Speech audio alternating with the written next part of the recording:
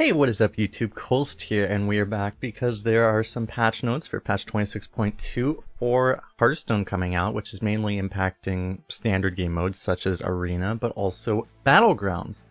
And as normal, I will do an Arena-based review, but also just because a lot of people probably aren't aware, I haven't really publicized as much, but I've been playing a lot of Battlegrounds recently. I'm going to be playing a lot more in the future. At least for now, I don't plan on this impacting the amount of arena content I make, but you know, probably I'm going to have like less 12-win runs, for example, because I'm simply going to be playing a lot less, and there's going to be a lot less on my Twitch streams.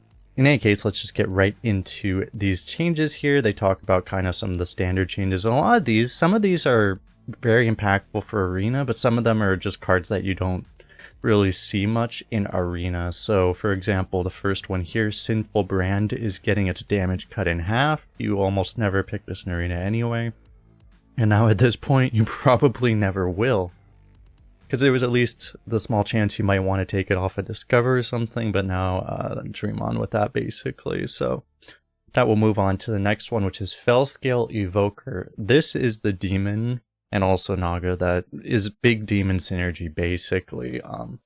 Obviously there's a constructed deck built around that. As it was though, like you could theoretically pick this in Arena just because, I mean, it was a 6-mana 5/7, so it was barely understated, and there's a decent chance if you had a lot of spells and had some big demons, it might just be worth it. With this nerf, it is losing 2 attacks, so it's a lot more difficult to make that really worth it, so you're probably not going to see that too much anymore.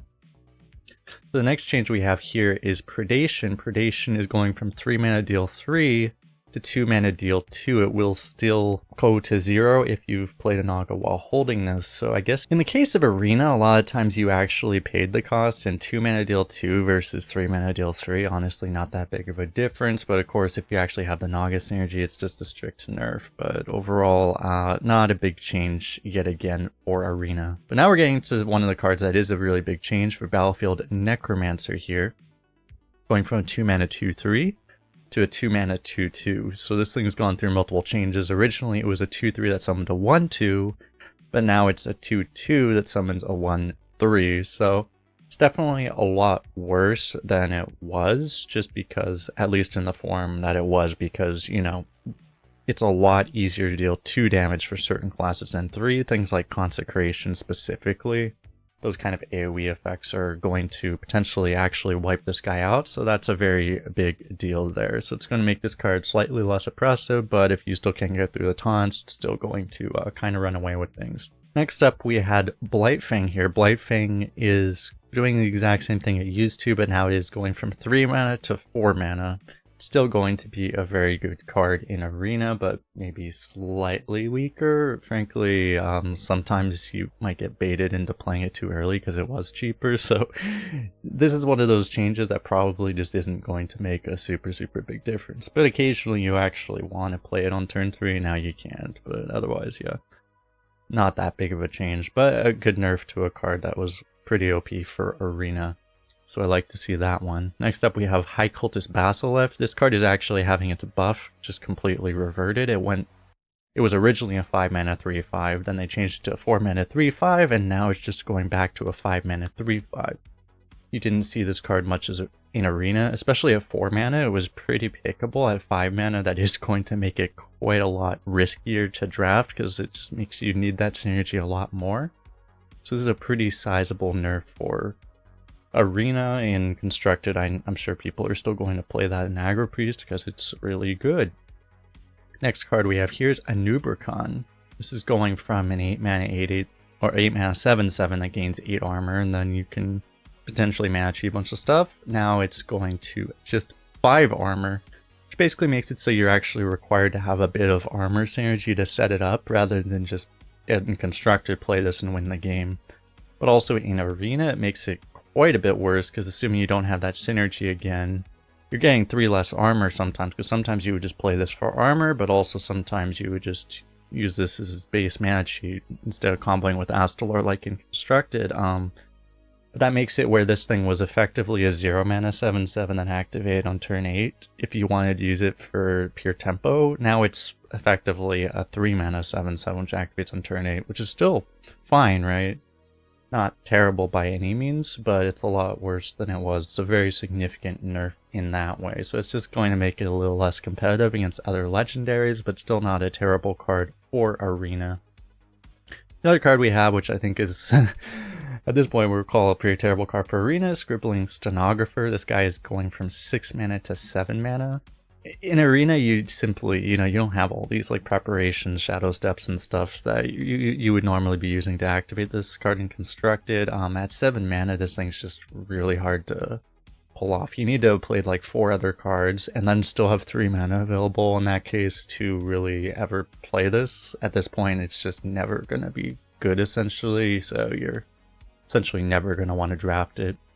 And so that was it for all of the nerfs, and then we're going to be talking about all of the buffs here. So the first one here, Symphony of Sins, already a very popular card if you made the mistake of picking Warlock. It was very common in Warlock, just by being a legendary, but you just didn't see it because you didn't see Warlocks. But this card is going from 6 mana to 5 mana. It's functionally staying the same. This was a card, I did have a pretty cool highlight game with this, I remember. I think that one went on YouTube. Forget if it went on as its own standalone or just as part of a run. I think it was as part of a run, but yeah. It's a cool card. They're just making it a little bit stronger because they want it to potentially see playing Constructed, but it was already a decent Arena card. The one issue with this change is that they're not fixing the most fundamental issue with it, is that you're only starting with 3 choices of the movements, and if you whiff what you need or what's useful as the first one, it tends to lose you the game. So that is not changing here, but hopefully this being a little bit cheaper will make up for that a little bit. But in any case, it was already a good Arena card. It is still going to be, it's just going to be an even better Arena card now. Next up, From the Depths, not really much of an Arena card here. They're getting a bit of a rework here, as it's doing the same thing, but instead of going from 4 mana, reduce the cost of bomb cards in your deck by 3, then dredge. They're just making it a weaker but also cheaper version, which is 3 mana, reduce all the cards by 2, and then dredge, which I'm not even sure, like, is this a buff? Because it's cheaper, so you get to do it early, and maybe that's more important in Constructed, but it's like, you're paying 1 less mana, but you're getting potentially 5 less mana sheet, so it's not even really clear that's even a buff. They are calling it a buff, but I mean, as far as Arena is concerned, you didn't want to pick this before, and this does not functionally change it in any way that would make you want to pick it, so you're just never going to pick it anyway, as you already hopefully were not. But with that, we move on to Chorus Riff here. Chorus Riff is just getting a buff here. It's staying at 3 mana. A lot of people thought it might go to 2 mana. However, it's just getting an extra +1/+1 on its hand buff there. And yeah, so this was already a card that you were picking a lot in Arena because of the prevalence of Bridge Riff, and that is going to be continuing. You're going to pick it potentially even more now because it's just getting better, but you're already probably picking it most of the time anyway, so yeah. Now all 3 Riff cards have been buffed, and Riff Warrior is going to be even better than it was. Next up, we move on to the neutrals here. I think there are 2 or 3 neutrals here getting buffed. First one here, Demolition Renovator. This was a 4 mana 4/4. Destroy an enemy location. It is remaining the same thing, but it is gaining tradable, so that is actually a very significant change. You never saw this card in Arena almost ever, first of all, because it's a neutral epic, which means it's rarer than a class legendary, basically. So you just didn't see it that much in the draft, but also it was very risky because a 4 mana 4/4 is terrible. But now that this has tradable, that definitely makes it a whole lot more draftable, because if your opponent isn't expecting to play, if you're not expecting to play a location, if they don't play one early, or if they're a class that just doesn't have good locations, right, you just trade this away and at least you get a new card, right? Anything with tradable is automatically at least a little bit draftable, so it's a very significant buff to this card for Arena.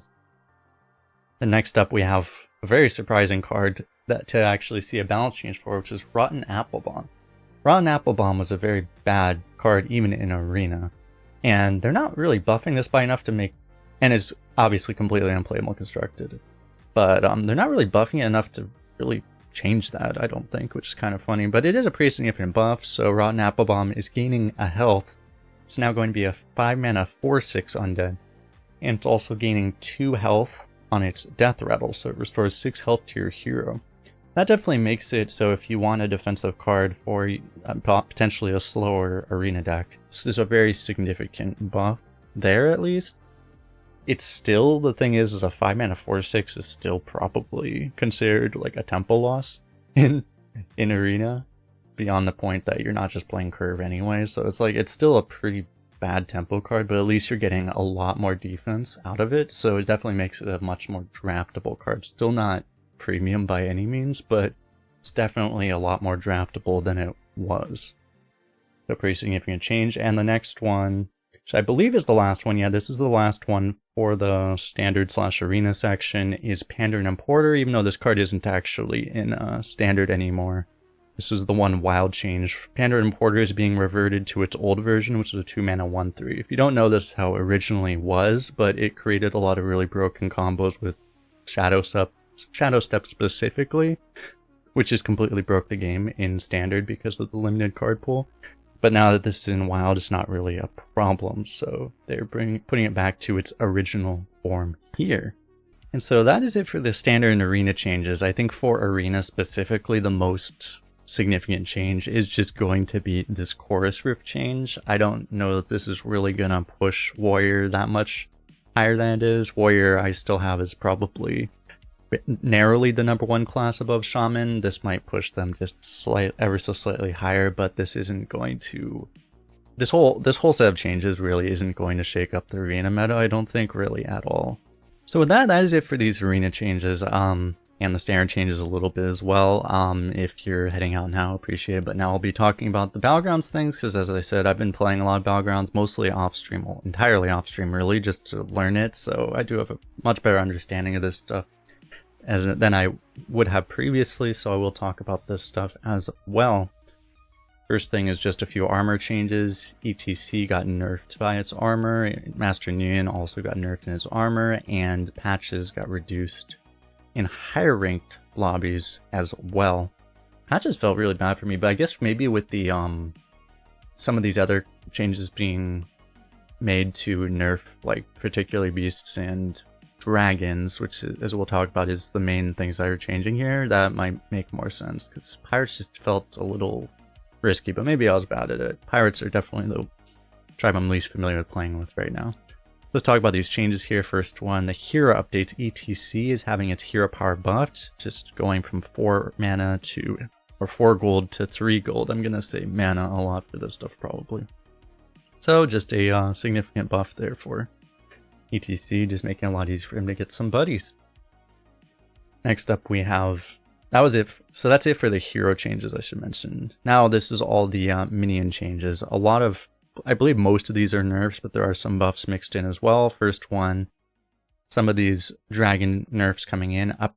Upbeat Front Drake is just going from a 2/1 to a 1/1, so just making it be a higher tempo penalty to actually play this card, okay. Next up we have Low Flyer, also getting nerfed, so it's keeping its stat line as a 2 cost or a tier 2 3/2, but it's only giving +1 attack to smaller allies instead of +2, so it's just going to scale and buff things up a lot slower as well.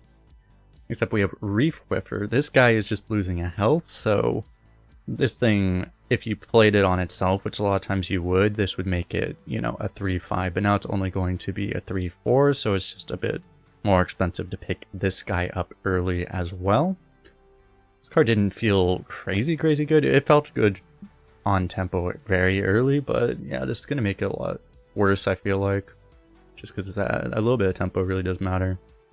Except Molten Rock. Molten Rock felt really bad. I haven't really played a lot of elementals because frankly I'd always be going for other comps anyway. This is just a small buff to the Molten Rock. Particularly with Molten Rock though, this is a pretty significant buff. It's gaining 1 attack, and you know, if you have a whole bunch of health, just having a little bit more attack can make a whole lot of a difference.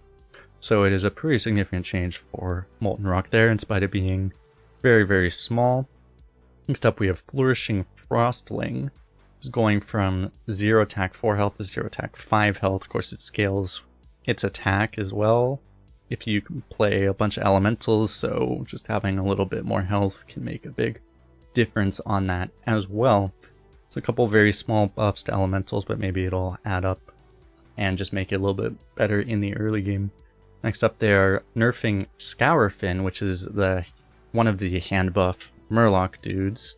It's going from tier 3 6-3 to a tier 3 3-3, just a lot of attack loss there, so it's a much worse tempo minion. It's still doing the hand buffs as much as it was, but it's just a lot higher cost to actually have on your board as well.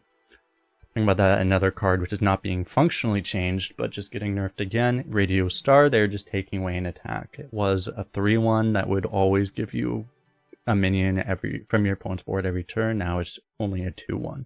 It's still going to function exactly the same. It's going to give you whatever kills it, but it's just a little bit weaker yet again.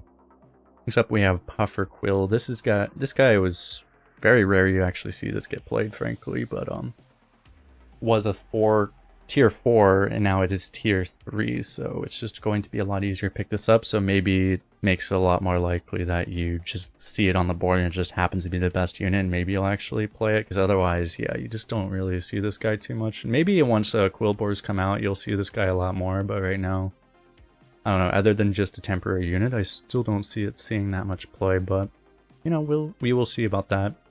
Next up, we have Banana Slamma. This is one of the really big changes people were looking forward to, I guess you would say, but an interesting thing here is that they're not changing how the card works fundamentally in any way.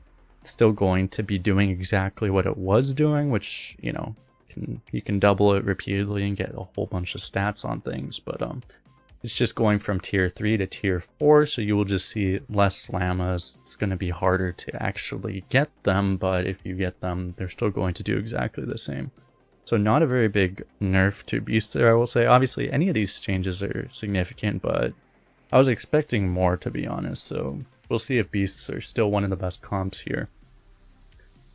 Next up, we have Upbeat Duo. So this is a very significant change. They are buffing its stats, actually. It's going to be a 4-4, but they are significantly nerfing how it actually works here, because first of all, it is no longer a battle cry, which was very significant because you could combo this with Bran, for example, and get multiple copies, and that probably wasn't really intended, I think.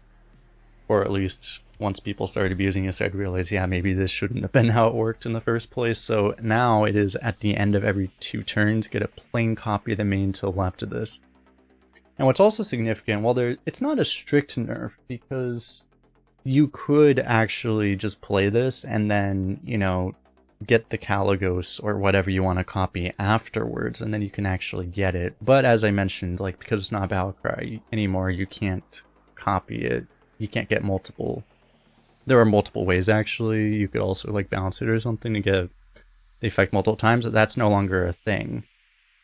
But also there were situations where you could Upbeat Duo something in the shop that you didn't actually own, but it's not going to exactly work that way either. That's much less important though than just the brand interaction. So yeah, very significant, mostly nerf, but more of a rework that's mostly a nerf to Upbeat Duo. Going to, again, just reduce the amount you can particularly abuse it with brands, so very significant. Another pseudo rework here, which is to Reanimating Rattler. This is staying, for some reason it's losing attack, it's going from a 5-3 to a 4-3, but they're changing it also away from a battle cry. This was a weird one, because I guess battle cries you're supposed to be able to abuse with Bran, and this one was weird because you couldn't abuse it with Bran anyway, because you can't give something reborn twice.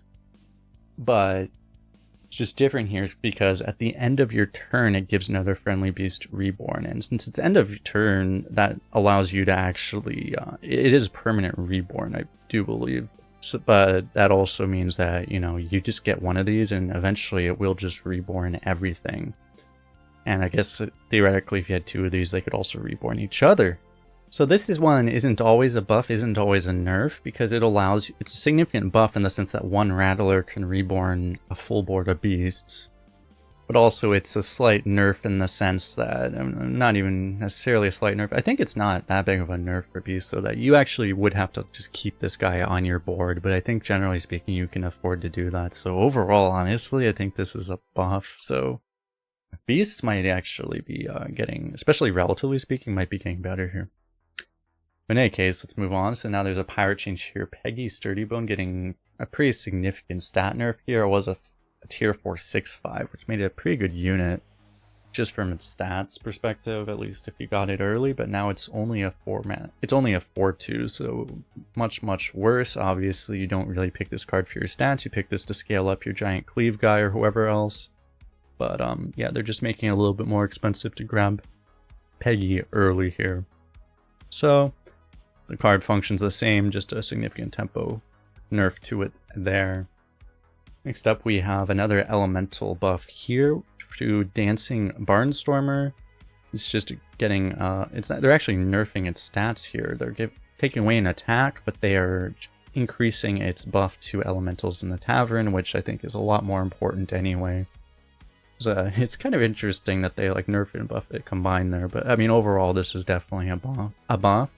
I guess they just wanted mains to have just less stats in general, so that's why doing it. But yeah, another change positively impacting elementals there. Next up we have Electric Synthesizer, the big Battlecry dragon here, at least one of them. It is going from tier 5 to tier 4, so you're going to be able to get it more often, but at the same time it is losing one attack on its hand buff, so it's just going to be a bit less powerful. It's actually keeping the stats the same. I thought this was a 3/7. Maybe they just forgot to change that. I thought that was a 3/7. Maybe I could be wrong. But in any case, it's not super important. The point is, yeah, it's just you're going to have more of them, but they're not quite as strong. Not a super big change there. Next up, we have General Drakaseth. This is a pretty significant nerf to that, because this card was actually a lot more important, I feel like, for dragons most of the time. They're just switching these guys, though, between tier 5 and tier 4. So that one went from 5 to 4, this one went to 4 to 5, I guess. I think this just more accurately reflects how they probably should have been in the first place. Obviously, this guy you could combo with Rylak, for example, and create the kind of Dragon Exodia thing. So a pretty significant change there, probably an overall nerf, just making that combo a little bit harder to actually get, but otherwise the card is actually staying exactly the same. Next up we have Underhand Dealer, the pirate. They are just buffing its attack, but they are also increasing it to tier 5. So it was a tier 4 2/2, now it is a tier 5 4/4. Just make it a little bit later, harder to get, and you're going to get it later in the game, which I imagine is a nerf, but maybe you just didn't want this card that early anyway. So interesting change there. What to say as far as that. But Mama Bear yet again. How many times has Mama Bear actually been flip-flopped like this? Going back to its nerfed form, which I think the original time they nerfed this was like 2 or 3 years ago at this point, right? It's just going back to a 4/4 that gives a 4/4 buff instead of a 5/5 that gives a 5/5 buff. So this is how they're essentially nerfing that Mama Bear Banana Slamma interaction. They're hitting the Mama Bear, which is going to make it just be a little bit slightly less ridiculous amount of stats, and overall it's a pretty significant nerf to Mama Bear. Mama Bear was a really strong unit, so definitely needed that nerf. We will see how Beast will perform after all this. Next up, Record Smuggler, going from staying at tier 5, but going from a 7/6 to a 5/4. Again, this was the main replacement to Hogger, so this was the gold engine that you had for going for generally mass pirates. Just a tempo loss to it as well, just to make it a little bit riskier to put it on your board. Next up, Gusty Trumpeter, getting a pretty significant buff here, staying exactly the same, except that it is going from 6 elementals to 5 elementals sold to get another random elemental. This guy, especially compared to like Record Smuggler, looked kind of weak, frankly, so I think it's a significant change there. That's just going to make it work a whole lot better, and hopefully it'll make it a lot more competitive, and very significant change for elementals. So there have been a lot of different buffs they've been doing to elementals here. I haven't really tried it out. I'll definitely be trying it out a little bit more now. Next up, I believe we just have a couple dragon updates left. The first one here is to Kaligos. Kaligos is just losing some tempo again. It's going from a 4/12 dragon, which was kind of a relic of just being, you know, a lot of dragons are 412s in Hearthstone constructed, but now they're just nerfing it to a 210 just to make it start out a little bit smaller, just to make it a little bit riskier to actually put it on your board. Alright, fair enough. But the other one is the much more significant change here to Nadina. Nadina is staying at tier 6, of course. It is gaining an attack, as I guess a little consolation to this nerf, but it is, instead of giving all of your Dragon's Divine Shield, is giving only 3 Dragon's Divine Shield. It definitely makes it a lot more interesting to use, because that actually, I guess it allows there to be at least some relevance to maybe having a few extra Divine Shields on your board, on your dragons, but also to potentially combo this with like a Titus or something, get some value at least. But yeah, it's just going to make it a little bit less ridiculous, just going to take a little bit of that endgame power away from dragons. But overall, and this is a pretty significant nerf, I think, so yeah, they'll just make endgame dragons a little bit less dominant, and yeah, it's going to make it, frankly, it's going to make it probably weaker in the endgame than like beasts, especially. It's going to make it a lot less competitive against beasts, but we will see about all of that. A couple more changes actually. First one here to Rock, another elemental change. They're actually doubling the impact of this thing. I'm gonna be honest, I've like never seen this used. I've never even thought about ever putting on my board, but now it's doubling the impact of its buffs that it does. This is every time you play an elemental, give your minions every other turn attack or health. Very significant change. They're basically completely doubling its effect. So I get the feeling whenever they do that, this feels like it's probably either it's still gonna be bad or it's going to be completely overdone. So we'll see what it is. I would guess it's going to be pretty good, but we will see, because I imagine you're just going to be seeing a lot more elementals now. But with that, the last card change we have here is to Zap. Zap is just gaining a lot of health actually. It's going from a 710, which was kind of weak because things were so easy. Even like hitting something like a Titus was Titus would get buffed a lot, so making this a lot stronger. They're making exactly the fact that they're making 816. I imagine there's a very specific reason they're making it 816, and that's because if you Uther something, you put it to a 1515. So if the 1515 is the smallest unit, this would actually trade evenly with it. So that's, I'm imagining why they gave it exactly this amount of stats, just to make it, you know, hopefully at least more relevant in that occasional circumstance. And also just, I mean, it's a very, very good tempo unit now, so you definitely might just take this for its stats sometimes, because that's a huge update there. And with that, that is it for the card updates. Minion pool changes. Monstrous Macaw has been returned, so that's going to have some relevance with Beasts and potentially like Nadina and certain other things for nowadays, right? But also Sandure Straight Shot, that's the guy that removes Reborn and stuff. It's being made available in all lobbies, not just undead lobbies. Okay. And since we spent so much time covering all of these changes, I might as well, I'll just scroll through all the Duels updates. Promote is being nerfed in mana cost. I don't play Duels, so I don't really have anything to say beyond just what these changes are.